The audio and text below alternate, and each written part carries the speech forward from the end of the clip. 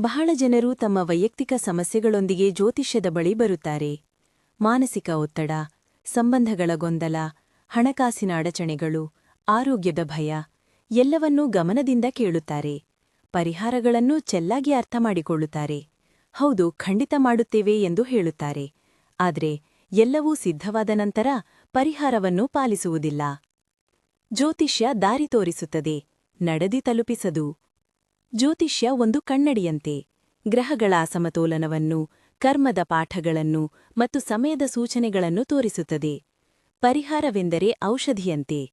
ಔಷಧಿ ಕೊಂಡು ತಟ್ಟೆಯ ಮೇಲಿಟ್ಟು ತಿನ್ನದೇ ಇದ್ದರೆ ರೋಗ ಗುಣವಾಗುತ್ತದೆಯೇ? ಇಲ್ಲ.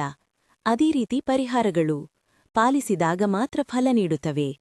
ನೀವು ಕಷ್ಟದಲ್ಲಿದ್ದರೆ ಮಾರ್ಗದರ್ಶನ ಕೇಳುವುದಷ್ಟೇ ಸಾಕಾಗದು, ಅದಕ್ಕೆ ಗೌರವ ಕೊಡಬೇಕು. ಪರಿಹಾರಗಳು ಪ್ರದರ್ಶನಕ್ಕಾಗಲ್ಲ, ಅವು ಅಭ್ಯಾಸಕ್ಕಾಗಿ. ಕಡಿಮೆ ಅಜ್ಞಾನ, ಹೆಚ್ಚು ಕ್ರಿಯೆ, ಅಷ್ಟೇ ಆಗ ಜ್ಯೋತಿಷ್ಯ ಜೀವನವನ್ನು ಪರಿವರ್ತಿಸುತ್ತದೆ. ಕೇಳುವುದು ಜ್ಞಾನ, ಪಾಲಿಸುವುದು ಬುದ್ಧಿ. ಪಾಲಿಸಿದಾಗ ಮಾತ್ರ ಬರುತ್ತದೆ ಫಲ.